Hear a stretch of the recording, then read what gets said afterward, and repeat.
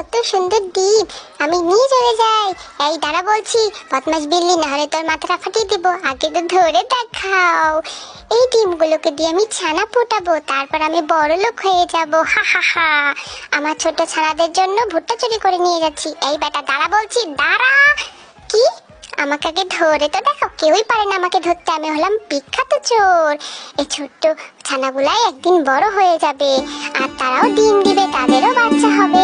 ইমা, এ কি? এরা তো আকাশে উঠতে পারে, কত সুন্দর করে আকাশে উড়ে বেড়াচ্ছে। আমারও তো এমন পাখা চাই, কিন্তু আমার তেমন পাখা নাই। হি হি হি হি হি হি।